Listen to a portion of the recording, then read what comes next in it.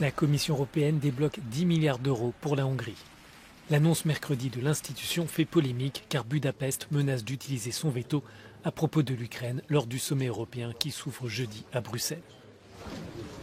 Ces fonds sont gelés depuis près d'un an à cause des attaques portées par le Premier ministre hongrois Viktor Orbán contre l'état de droit et sur la menace que représente la corruption dans le pays.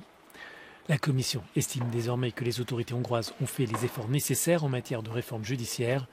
Elle juge donc légitime de débourser une partie de l'argent.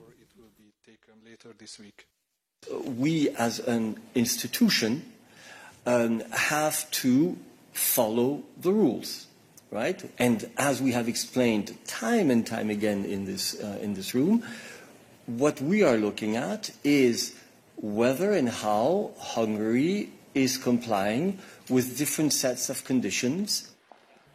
La Hongrie menace de bloquer le lancement des négociations d'adhésion de l'Ukraine à l'Union européenne. Elle se dit prête aussi à utiliser son veto pour paralyser une enveloppe de 50 milliards d'euros en faveur de Kiev. Pour la première fois, le gouvernement hongrois a clairement indiqué mardi qu'il était prêt à marchander pendant le sommet. Le conseiller politique du Premier ministre a suggéré que Budapest pourrait lever son opposition à propos de l'Ukraine si l'Union débloquait l'ensemble des fonds prévus pour le pays, à savoir plus de 21 milliards d'euros issus des fonds de cohésion et 10 milliards d'euros dans le cadre du plan de relance. Les dirigeants des 4 principaux groupes politiques au Parlement européen ont averti dans une lettre la Commission. Ils estiment que la réforme judiciaire en Hongrie n'est pas suffisante et demandent à l'institution de ne pas répondre au chantage de Viktor Orbán.